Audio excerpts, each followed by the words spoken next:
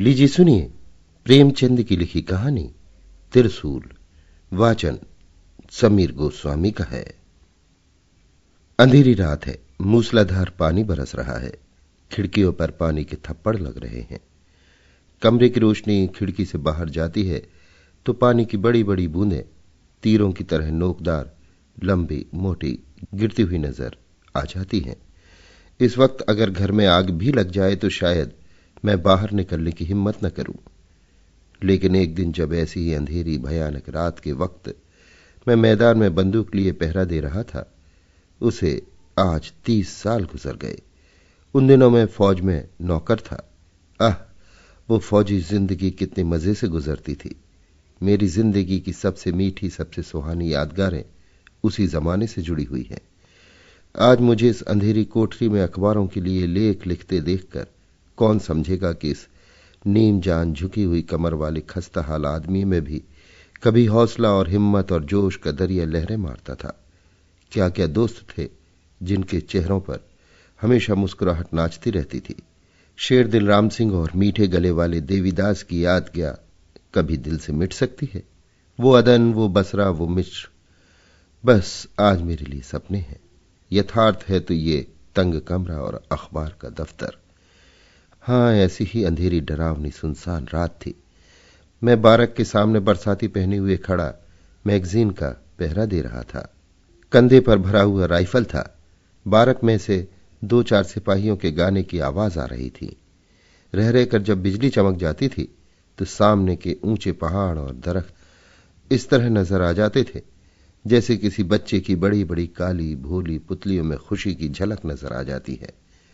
धीरे धीरे बारिश ने तूफानी सूरत अख्तियार की। अंधकार और भी अंधेरा, बादल की गरज और भी डरावनी और बिजली की चमक और भी तेज हो गई। मालूम होता था प्रकृति अपनी सारी शक्ति से जमीन को तबाह कर देगी। यकायक मुझे मालूम हुआ कि मेरे सामने से किसी चीज की परछाई सी निकल गई। पहले तो मुझे ख्याल हुआ कि कोई जंगली जानवर होगा, लेकिन बिजली की एक चमक ने यह ख्याल दूर कर दिया। वो कोई आदमी था जो बदन को चुराए पानी में भीगता हुआ एक तरफ जा रहा था। मुझे हैरत हुई कि इस मूसलाधार वर्षा में कौन आदमी बारक से निकल सकता है और क्यों। मुझे अब उसके आदमी होने में कोई संदेह न था। मैंने बंदूक संभाल ली और फौजी कायदे के मुताबिक पुकारा, हल्ट, हु कम्स देयर? फिर भी कोई जवाब नहीं। कायदे के मुताबिक तीसरी बार ललकारने पर अगर जवाब न मिले तो मुझे बंदूक दाग देनी चाहिए थी। इसलिए मैंने बंदूक हाथ में लेकर खूब जोर से कड़क कर कहा, हॉल्ट, हु कम्स देयर? जवाब तो अब के भी न मिला, मगर वो परछाई मेरे सामने आकर खड़ी हो गई। अब मुझे मालूम हुआ कि वो मर्द नहीं औरत है। इसके पहले कि मैं कोई सवाल करूं उसने कहा, संतरी, खुदा के लिए चुप रहो, मैं हूं लुईसा। मेरी हैरत की कोई हद न थी। अब मैंने उसे पहचान लिया। वो हमारे कमांडिंग ऑफिसर की बेटी लुईसा ही थी। मगर इस वक्त इस मूसलाधार मेह और इस घटाटोप अंधेरे में वो कहां जा रही है? बारक में 1000 जवान मौजूद थे जो उसका हुक्म पूरा कर सकते थे। फिर वो नाजुक बदन औरत इस वक्त क्यों निकली और कहां के लिए निकली? मैंने आदेश के स्वर में पूछा, तुम इस वक्त कहां जा रही हो? लुईसा ने विनती के स्वर में कहा, माफ करो संतरी, ये मैं नहीं बता सकती और तुमसे प्रार्थना करती हूं ये बात किसी से न कहना। मैं हमेशा तुम्हारी एहसानमंद रहूंगी। ये कहते कहते उसकी आवाज इस तरह से कांपने लगी जैसे किसी पानी से भरे हुए बर्तन की आवाज। मैंने उसी सिपहियाना अंदाज में कहा, यह कैसे हो सकता है?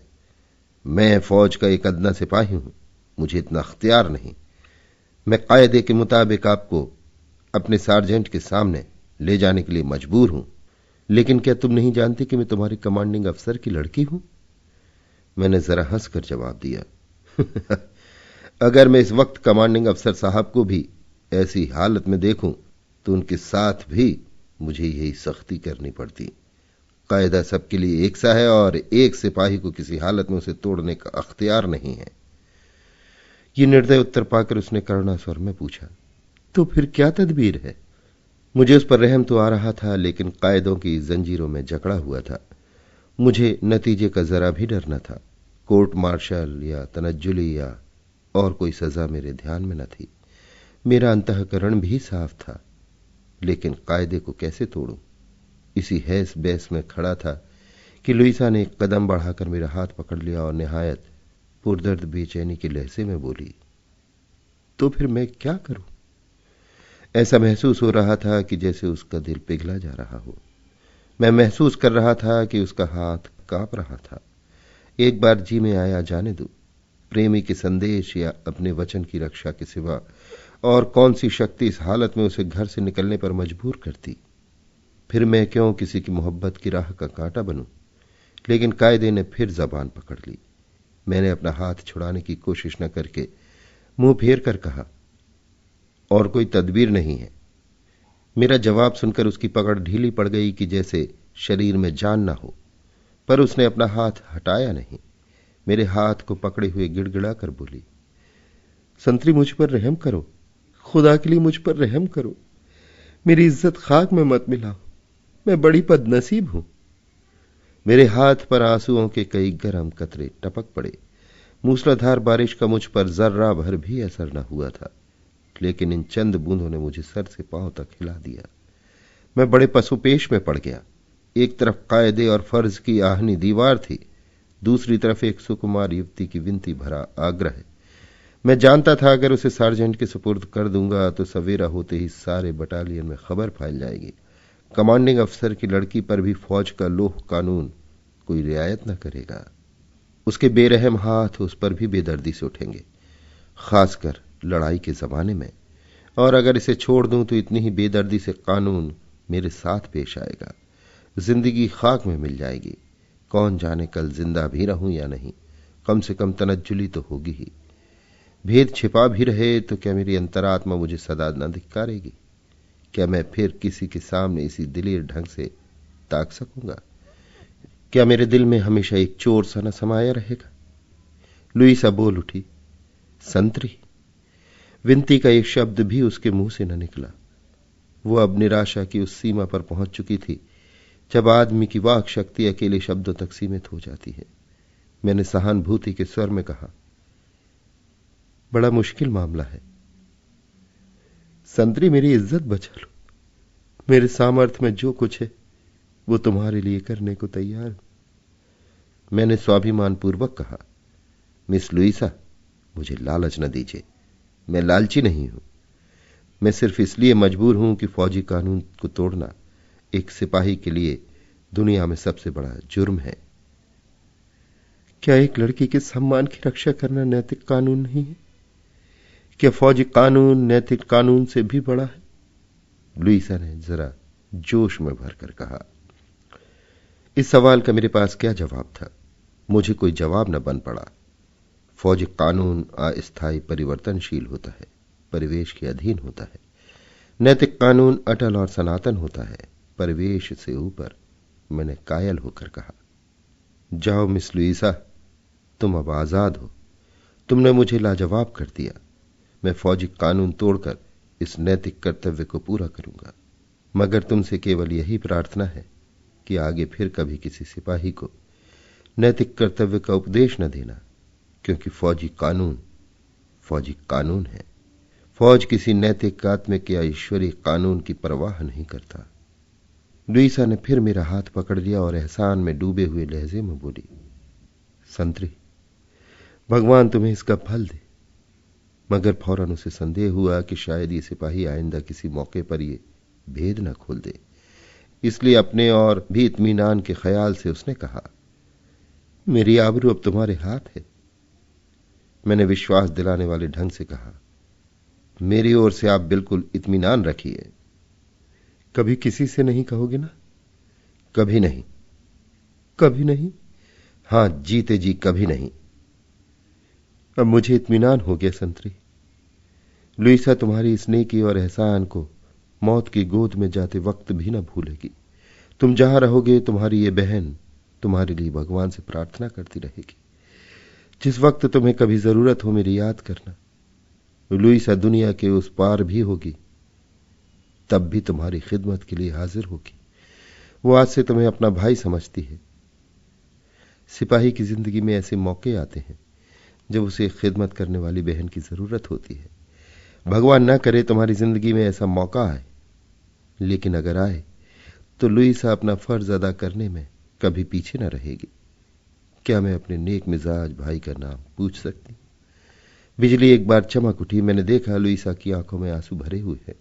बोला, लुईसा, इन हौसला बढ़ाने वाली बातों के लिए मैं तुम्हारा हृदय से कृतज्ञ हूं, लेकिन मैं जो कुछ कर रहा हूं वो नैतिकता और हमदर्दी के नाते कर रहा हूं। किसी इनाम की मुझे इच्छा नहीं है। मेरा नाम पूछकर क्या करोगी? लुईसा ने शिकायत के स्वर में कहा, क्या बहन के लिए भाई का नाम पूछना भी फौजी कानून के खिलाफ है? इन शब्दों में कुछ ऐसी सच्चाई, कुछ ऐसा प्रेम, कुछ ऐसा अपनापन भरा हुआ था कि मेरी आंखों में बरबस आंसू भर आए। बोला, नहीं लुईसा, मैं तो सिर्फ इतना चाहता हूं कि इस भाई जैसे सुलूक में स्वार्थ की छाया भी न रहने पाए। मेरा नाम श्रीनाथ सिंह है। लुईसा ने कृतज्ञता व्यक्त करने के तौर पर मेरा हाथ धीरे से दबाया और थैंक्स कहकर चली गई। अंधेरे के कारण बिल्कुल नजर न आया कि वो कहां गई और न पूछना ही उचित था।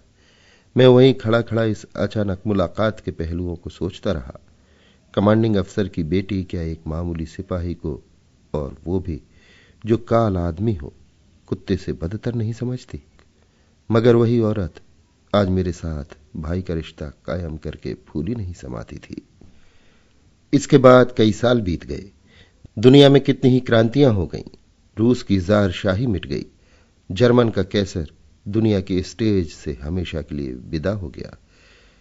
प्रातंत्र की एक शताब्दी में जितनी उन्नति हुई थी उतनी इन थोड़े से सालों में हो गई। मेरे जीवन में भी कितने ही परिवर्तन हुए। एक टांग युद्ध के देवता की भेंट हो गई, मामूली से लेफ्टिनेंट हो गया।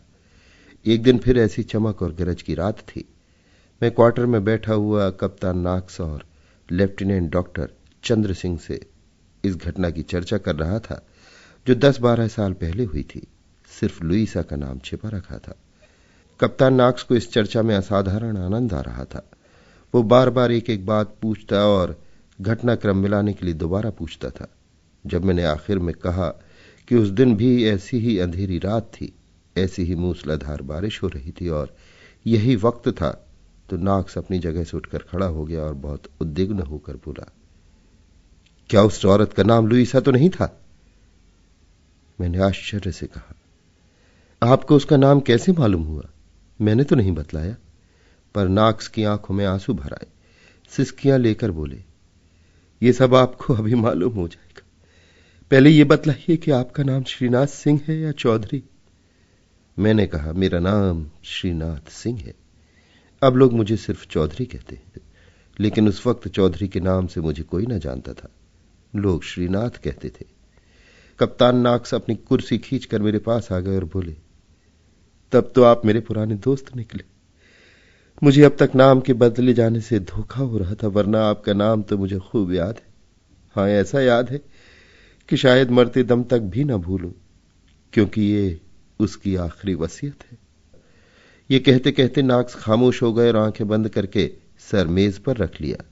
मेरा आश्चर्य हर क्षण बढ़ता जा रहा था और लेफ्टिनेंट डॉक्टर चंद्र सिंह भी सवाल भरी नजरों से एक बार मेरी तरफ और दूसरी बार कप्तान नाक्स के चेहरे की तरफ देख रहे थे। 2 मिनट तक खामोश रहने के बाद कप्तान नाक्स ने सर उठाया और एक लंबी सांस लेकर बोले, क्यों लेफ्टिनेंट चौधरी, तुम्हें याद है एक बार एक अंग्रेज सिपाही ने तुम्हें बुरी गाली दी थी? मैंने कहा, हां, खूब याद है। वो कारपोरल था। मैंने उसकी शिकायत कर दी थी और उसका कोर्ट मार्शल हुआ था। वो कारपोल के पद से गिरकर मामूली सिपाही बना दिया गया था। हाँ, उसका नाम भी याद आ गया, क्रिप या क्रुप। कप्तान नाक्स ने बात काटते हुए कहा, किरपिन। उसकी और मेरी सूरत में आपको कुछ मेल दिखाई पड़ता है? मैं ही वो किरपिन हूं। मेरा नाम सी नाक्स है। किरपिन नाक्स। जिस तरह उन दिनों आपको लोग श्रीनाथ कहते थे, उसी तरह मुझे भी किरपिन कहा करते थे। अब जो मैंने गौर से नाक्स की तरफ देखा तो पहचान गया। बेशक वो किरपिन ही था। मैं आश्चर्य से उसकी ओर ताकने लगा। लुईसा से उसका क्या संबंध हो सकता है, ये मेरी समझ में उस वक्त भी ना आया। कप्तान नाक्स बोले, आज मुझे सारी कहानी कहनी पड़ेगी। लेफ्टिनेंट चौधरी, तुम्हारी वजह से जब मैं कारपोल से मामूली सिपाही बनाया गया और जिल्लत भी कुछ कम ना हुई, तो मेरे दिल में ईर्ष्या और प्रतिशोध की लपटें सी उठने लगी। मैं हमेशा इसी फिक्र में रहता था कि किस तरह तुम्हें जलील करूं, किस तरह अपनी जिल्लत का बदला लूं। मैं तुम्हारी एक एक हरकत को, एक एक बात को ऐब ढूंढने वाली नजरों से देखा करता था। इन 10-12 सालों में तुम्हारी सूरत बहुत कुछ बदल गई और मेरी निगाहों में भी कुछ फर्क आ गया है, जिसके कारण मैं तुम्हें पहचान न सका। लेकिन उस वक्त तुम्हारी सूरत हमेशा मेरी आंखों के सामने रहती थी। उस वक्त मेरी जिंदगी की सबसे बड़ी तमन्ना यही थी कि किसी तरह तुम्हें भी नीचे गिराऊं। अगर मुझे मौका मिलता तो शायद मैं तुम्हारी जान लेने से भी बाज ना आता। कप्तान नाक्स फिर खामोश हो गए। मैं और डॉक्टर चंद्र सिंह टकटकी लगाए कप्तान नाक्स की तरफ देख रहे थे। नाक्स ने फिर अपनी दास्तान शुरू की। उस दिन रात को जब लुईसा तुमसे बातें कर रही थी, मैं अपने कमरे में बैठा हुआ तुम्हें दूर से देख रहा था। मुझे उस वक्त मालूम था कि वो लुईसा है। मैं सिर्फ ये देख रहा था कि तुम पहरा देते वक्त किसी औरत का हाथ पकड़े उससे बातें कर रहे हो। उस वक्त मुझे जितनी पाजीपन से भरी हुई खुशी हुई वो बयान नहीं कर सकता। मैंने सोचा अब इसे जलील करूंगा। बहुत दिनों के बाद बच्चा फंसे है, अब किसी तरह न छोड़ूंगा। ये फैसला करके मैं कमरे से निकला और पानी में भीगता हुआ तुम्हारी तरफ चला। लेकिन जब तक मैं तुम्हारे पास पहुंचूं, लुईसा चली गई थी। मजबूर होकर मैं अपने कमरे में लौट आया, लेकिन फिर भी निराश न था। मैं जानता था कि तुम झूठ न बोलोगे और जब मैं कमांडिंग अफसर से तुम्हारी शिकायत करूंगा तो तुम अपना कसूर मान लोगे। मेरे दिल की आग बुझाने के लिए इतना इत्मीनान काफी था। मेरी आरजू पूरे होने में अब कोई संदेह न था। मैंने मुस्कुराकर कहा, लेकिन आपने मेरी शिकायत तो नहीं की, क्या बात को रहम आ गया? नाक्स ने जवाब दिया, जी, रहम किस मरदूत को आता था। शिकायत न करने का दूसरा ही कारण था। सवेरा होते ही मैंने सबसे पहला काम यही किया कि सीधे कमांडिंग अफसर के पास पहुंचा। तुम्हें याद होगा, मैं उनके बड़े बेटे राजर्स को घुड़सवारी सिखाया करता था, इसलिए वहां जाने में किसी किस्म की झिझक या रुकावट न हुई। जब मैं पहुंचा तो राजर्स ने कहा, आज इतनी जल्दी क्यों किरपिन? अभी तो वक्त नहीं हुआ। आज बहुत खुश नजर आ रहे हो। मैंने कुर्सी पर बैठते हुए कहा, हाँ मालूम है, मगर तुमने उसे गाली दी थी। मैंने किस कदर झेंपते हुए कहा, मैंने गाली नहीं दी थी, सिर्फ ब्लडी कहा था। सिपाहियों में इस तरह की बदजबानी एक आम बात है, मगर एक राजपूत ने मेरी शिकायत कर दी थी। आज मैंने उसे एक संगीन जुर्म में पकड़ लिया है। खुदा ने चाहा तो कल उसका भी कोर्ट मार्शल होगा। मैंने आज रात को उसे एक औरत से बातें करते देखा है, बिल्कुल उस वक्त जब वो ड्यूटी पर था। वो इस बात से इनकार नहीं कर सकता, इतना कमीना नहीं है। लुईसा के चेहरे का रंग का कुछ हो गया। अजीब पागलपन से मेरी तरफ देखकर बोली, तुमने और क्या देखा? मैंने कहा, जितना मैंने देखा है उतना उस राजपूत को जलील करने के लिए काफी है। जरूर उसकी किसी से आशनाई है और वो औरत हिंदुस्तानी नहीं, कोई यूरोपियन लेडी है। मैं कसम खा सकता हूं दोनों एक दूसरे का हाथ पकड़े बिल्कुल उसी तरह बातें कर रहे थे जैसे प्रेमी प्रेमिका किया करते हैं। लुईसा के चेहरे की हवाइयां उड़ने लगीं। चौधरी, मैं कितना कमीना हूं इसका अंदाजा तुम खुद कर सकते हो। मैं चाहता हूं तुम मुझे कमीना कहो, मुझे धिक्कारो। मैं दरिंदे वहशी से भी ज्यादा बेरहम हूं, काले सांप से भी ज्यादा जहरीला हूं।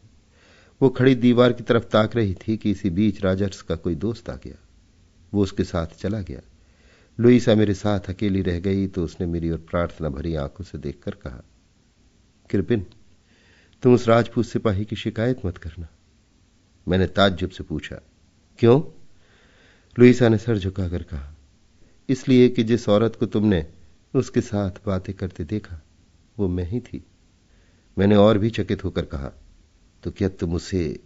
लुईसा ने बात काटकर कहा, चुप, वो मेरा भाई। बात यह है कि मैं कल रात को एक जगह जा रही थी, तुमसे छुपाऊंगी नहीं। किरपिन, जिसको मैं दिलो जान से ज्यादा चाहती हूं, उससे रात को मिलने का वादा था। वो मेरे इंतजार में पहाड़ के दामन में खड़ा था। अगर मैं न जाती तो उसकी कितनी दिल शिकनी होती। मैं ज्यों ही मैगजीन के पास पहुंची, उस राजपूत सिपाही ने मुझे टोक दिया। वो मुझे फौजी कायदे के मुताबिक सार्जेंट के पास ले जाना चाहता था, लेकिन मेरे बहुत अनुनय विनय करने पर मेरी लाज रखने के लिए फौजी कानून तोड़ने को तैयार हो गया। सोचो उसने अपने सिर कितनी बड़ी जिम्मेदारी ली। मैंने उसे अपना भाई कहकर पुकारा है और उसने भी मुझे बहन कहा है। सोचो अगर तुम उसकी शिकायत करोगे तो उसकी क्या हालत होगी। वो नाम न बतलाएगा, इसका मुझे पूरा विश्वास है। अगर उसके गले पर तलवार भी रख दी जाएगी तो भी वो मेरा नाम न बतलाएगा। मैं नहीं चाहती कि एक नेक काम करने का उसे ये इनाम मिले। तुम उसकी शिकायत हरगिज मत करना, तुमसे यही मेरी प्रार्थना है। मैंने निर्दय कठोरता से कहा, उसने मेरी शिकायत करके मुझे जलील किया है। ऐसा अच्छा मौका पाकर मैं उसे छोड़ना नहीं चाहता। जब तुमको यकीन है कि वो तुम्हारा नाम नहीं बतलाएगा तो फिर उसे जहन्नुम में जाने दो। लुईसा ने मेरी तरफ घृणापूर्वक देखकर कहा, चुप रहो कृपिन, ऐसी बातें मुझसे न करो। मैं कभी गवारा न करूंगी कि मेरी इज्जत आबरू के लिए उसे जिल्लत और बदनामी का निशाना बनना पड़े। अगर तुम मेरी न मानोगे तो मैं सच कहती हूं, मैं खुदकुशी कर लूंगी। उस वक्त तो मैं सिर्फ प्रतिशोध का प्यासा था, अब मेरे ऊपर वासना का भूत सवार हुआ। मैं बहुत दिनों से दिल में लुईसा की पूजा किया करता था, लेकिन अपनी बात कहने का साहस न कर सकता था। अब उसको बस में लाने का मुझे मौका मिला।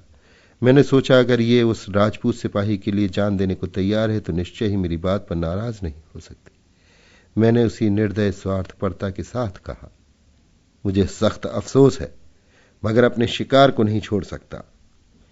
लुईसा ने मेरी तरफ बेकस निगाहों से देखकर कहा, यह तुम्हारा आखिरी फैसला है? मैंने निर्दयी निर्लज्जता से कहा, नहीं लुईसा, यह आखिरी फैसला नहीं है। तुम चाहो तो उसे तोड़ सकती हो, यह बिल्कुल तुम्हारे इम्कान में है। मैं तुमसे कितनी मोहब्बत करता हूं यह आज शायद तुम्हें मालूम ना हो, मगर इन 3 सालों में तुम एक पल के लिए भी मेरे दिल से दूर नहीं हुई। अगर तुम मेरी तरफ से अपने दिल को नर्म कर लो, मेरी मोहब्बत की कद्र करो, तो मैं सब कुछ करने को तैयार हूं। मैं आज एक मामूली सिपाही हूं और मेरे मुंह से मोहब्बत का निमंत्रण पाकर शायद तुम दिल में हंसती होगी, लेकिन एक दिन मैं भी कप्तान हो जाऊंगा और तब शायद हमारे बीच इतनी बड़ी खाई न रहेगी। लुईसा ने रोकर कहा, कृपिन तुम बड़े बेरहम हो। मैं तुमको इतना जालिम न समझती थी। खुदा ने क्यों तुम्हें इतना संग दिल बनाया? क्या तुम्हें एक बेकस औरत पर जरा भी रहम नहीं आता? मैं उसकी बेचारगी पर दिल में खुश होकर बोला, जो खुद संग दिल हो उसे दूसरों की संग दिली की शिकायत करने का क्या हक है? लुईसा ने गंभीर स्वर में कहा, मैं बेरहम नहीं हूं कृपिन, खुदा के लिए इंसाफ करो। मेरा दिल दूसरे का हो चुका, मैं उसके बगैर जिंदा नहीं रह सकती और शायद वो भी मेरे बगैर जिंदा न रहे। मैं अपनी बात रखने के लिए, अपने ऊपर नेकी करने वाले एक आदमी की आबरू बचाने के लिए अपने ऊपर जबरदस्त करके अगर तुमसे शादी कर भी लूं तो नतीजा क्या होगा? जोर जबरदस्ती से मोहब्बत नहीं पैदा होती। मैं कभी तुमसे मोहब्बत न करूंगी। दोस्तों, अपनी बेशर्मी और बेहयाई का पर्दाफाश करते हुए मेरे दिल को बड़ी सख्त तकलीफ हो रही। मुझे उस वक्त वासना ने इतना अंधा बना दिया था कि मेरे कानों पर जूं तक न रहेंगी। बोला, ऐसा मत ख्याल करो लुईसा, मोहब्बत अपना असर जरूर पैदा करती है। तुम इस वक्त मुझे ना चाहो, लेकिन बहुत दिन न गुजरने पाएंगे कि मेरी मोहब्बत रंग लाएगी। तुम मुझे स्वार्थी और कमी न समझ रही हो। समझो, प्रेम स्वार्थी होता ही है, शायद वो कमीना भी होता है, लेकिन मुझे विश्वास है कि नफरत और बेरुखी बहुत दिनों तक न रहेगी। मैं अपने जानी दुश्मन को छोड़ने के लिए ज्यादा से ज्यादा कीमत लूंगा, जो मिल सके। लुईसा 15 मिनट तक भीषण मानसिक यातना की हालत में खड़ी रही। जब उसकी याद आती है तो जी चाहता है गले में छुरी मार दो। आखिर उसने आंसू भरी निगाहों से मेरी तरफ देखकर कहा, अच्छी बात है कृपिन, अगर तुम्हारी ये इच्छा है तो यही सही। तुम इस वक्त जाओ, मुझे खूब जी भर कर रो लेने दो। ये कहते कहते कप्तान नाक्स फूट फूट कर रोने लगा। मैंने कहा, अगर आपको ये दर्द भरी दास्तान कहने में दुख हो रहा है तो जाने दीजिए। कप्तान नाक्स ने गला साफ करके कहा, नहीं भाई, वो किस्सा के पास जाता और उसके दिल से अपने प्रतिद्वंदी के ख्याल को मिटाने की कोशिश करता। वो मुझे देखते ही कमरे से बाहर निकल आती, खुश होकर बातें करती। यहां तक कि मैं समझने लगा कि उसे मुझसे प्यार हो गया। इसी बीच यूरोपियन लड़ाई छिड़ गई। हम और तुम दोनों लड़ाई पर चले गए। तुम फ्रांस गए, मैं कमांडिंग अफसर के साथ मिस्र गया। लुईसा अपने चचा के साथ यहीं रह गई। रॉजर्स भी उसके साथ रह गया। 3 साल तक मैं लाम पर रहा। लुईसा के पास बराबर खत आते रहे। मैं तरक्की पाकर लेफ्टिनेंट हो गया और कमांडिंग अफसर। कुछ दिन और जिंदा रहते तो जरूर कप्तान हो जाता, मगर मेरी बदनसीबी से वो एक लड़ाई में मारे गए। आप लोगों को उस लड़ाई का हाल मालूम ही है। उनके मरने के 1 महीने बाद मैं छुट्टी लेकर घर लौटा। लुईसा भी अपने चचा के साथ ही थी, मगर अफसोस अब ना वो हुस्न था ना वो जिंदा दिली। घुलकर कांटा हो गई थी। उस वक्त मुझे उसकी हालत देखकर बहुत रंज हुआ। मुझे अब मालूम हो गया कि उसकी मोहब्बत कितनी सच्ची और कितनी गहरी थी। मुझसे शादी का वादा करके भी वो अपनी भावनाओं पर विजय न पा सकी थी। शायद इसी गम में कुढ़ कुढ़ कर उसकी ये हालत हो गई थी। एक दिन मैंने उससे कहा, लुईसा, मुझे ऐसा ख्याल होता है कि शायद तुम अपने पुराने प्रेमी को भूल नहीं सकी। अगर मेरा ये ख्याल ठीक है तो मैं उस वादे से तुमको मुक्त करता हूं। तुम शौक से उसके साथ शादी कर लो। मेरे लिए यही इत्मीनान काफी होगा कि मैं दिन रहते घर आ गया। मेरी तरफ से अगर कोई मलाल हो तो उसे निकाल डालो। लुईसा की बड़ी बड़ी आंखों से आंसू की बूंदें टपकने लगी। बोली, वो अब इस दुनिया में नहीं है कृपिन। आज 6 महीने वो फ्रांस में मारे गए। मैं ही उनकी मौत का कारण हुई। यही गम है। फौज से उनका कोई संबंध न था। अगर वो मेरी ओर से निराश न हो जाते तो कभी फौज में भर्ती होते। मरने के लिए वो फौज में गए, मगर तुम अब आ गए। मैं बहुत जल्दी अच्छी हो जाऊंगी। अब मुझ में तुम्हारी बीवी बनने की काबिलियत ज्यादा हो गई। तुम्हारे पहलू में अब कोई कांटा नहीं रहा और न मेरे दिल में कोई गम। इन शब्दों में व्यंग भरा हुआ था, जिसका आशय यह था कि मैंने लुईसा के प्रेमी की जान ली। इसकी सच्चाई से कौन इनकार कर सकता है। इसके प्रायश्चित की अगर कोई सूरत थी तो यही कि लुईसा की इतनी खातिरदारी, इतनी दिलजोई करूं, उस पर इस तरह नौछावर हो जाऊं कि उसके दिल से यह दुख निकल जाए। इसके 1 महीने बाद शादी का दिन तय हो गया। हमारी शादी भी हो गई। हम दोनों घर आए। दोस्तों की दावतें हुई, शराब के दौर चले। मैं अपनी खुशनसीबी पर फूला नहीं समाता था, और मैं ही क्यों, मेरे इष्ट मित्र सब मेरी खुशकिस्मत पर मुझे बधाई दे रहे थे। मगर क्या मालूम था तकदीर मुझे यह सब्ज बाग दिखा रही है। क्या मालूम था कि ये वो रास्ता है जिसके पीछे जालिम शिकारी का जाल बिछा हुआ है। मैं तो दोस्तों की खातिर तवाजों में लगा हुआ था। उधर लुईसा अंदर कमरे में लेटी हुई इस दुनिया से रुखसत होने का सामान कर रही थी। मैं एक दोस्त की बधाई का धन्यवाद दे रहा था कि रॉजर्स ने आकर कहा, कृपिन, चलो, लुईसा तुम्हें बुला रही है, जल्द। उसकी न जाने क्या हालत हो रही है। मेरे पैरों तले से जमीन खिसक गई। दौड़ता हुआ लुईसा के कमरे में आया। कप्तान नॉक्स की आंखों से फिर आंसू बहने लगे। आवाज फिर भारी हो गई। जरा दम लेकर उन्होंने कहा। अंदर जाकर देखा तो लुईसा कोच पर लेटी हुई थी। उसका शरीर ऐंठ रहा था। चेहरे पर भी उसी ऐंठन के लक्षण दिखाई दे रहे थे। मुझे देखकर बोली, कृपिन, मेरे पास आ जाओ। मैंने शादी करके अपना वचन पूरा कर दिया। इससे ज्यादा मैं तुम्हें कुछ और न दे सकती थी, क्योंकि मैं अपनी मोहब्बत पहले ही दूसरे की भेंट कर चुकी हूं। मुझे माफ करना, मैंने जहर खा लिया है और बस कुछ घड़ियों की मेहमान हूं। मेरी आंखों के सामने अंधेरा छा गया। दिल पर एक नश्तर सा लगा। घुटने टेक कर उसके पास बैठ गया। रोता हुआ बोला, लुईसा, ये तुमने क्या किया? हाय, क्या तुम मुझे धक्का देकर जल्दी चली जाओगी? अब क्या अब कोई तदबीर नहीं है? फौरन दौड़कर एक डॉक्टर के मकान पर गया, मगर जब तक उसे साथ लेकर आऊं, मेरी वफा की देवी सच्ची लुईसा हमेशा के लिए मुझसे जुदा हो गई थी। सिर्फ उसके सिरहाने एक छोटा सा पुर्जा पड़ा हुआ था, जिस पर उसने लिखा था, अगर तुम्हें मेरा भाई श्रीनाथ नजर आए तो उससे कह देना, लुईसा मरते वक्त भी उसका एहसान नहीं भूली।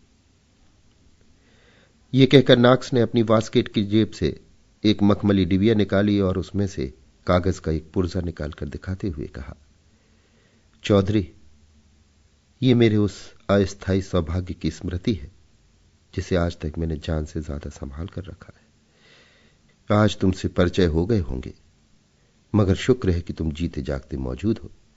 यह अमानत तुम्हारे सुपुर्द करता हूं। अब अगर तुम्हारे जी में आए तो मुझे गोली मार दो, क्योंकि उस स्वार्गिक जीव का हत्यारा मैं हूं। ये कहते कहते कप्तान नाक फैलकर कुर्सी पर लेट गए। हम दोनों ही की आंखों से आंसू जारी थे, मगर जल्दी ही हमें अपने तात्कालिक कर्तव्य की याद आ गई। नाक्स को सांत्वना देने के लिए मैं कुर्सी से उठकर उनके पास गया, मगर उनका हाथ पकड़ते ही मेरे शरीर में कपकपी सी आ गई। हाथ ठंडा था, ऐसा ठंडा जैसा आखिरी घड़ियों में होता है। मैंने घबराकर उनके चेहरे की तरफ देखा और डॉक्टर चंद्र को पुकारा। डॉक्टर साहब ने आकर फौरन उनकी छाती पर हाथ रखा और दर्द भरे लहजे में बोले। दिल की धड़कन बंद हो गई। उसी समय वही बिजली कड़कड़ा उठी, कड़ अकड़ अकड़। अभी आप सुन रहे थे प्रेमचंद की लिखी कहानी त्रिशूल। वाचन समीर गोस्वामी का था।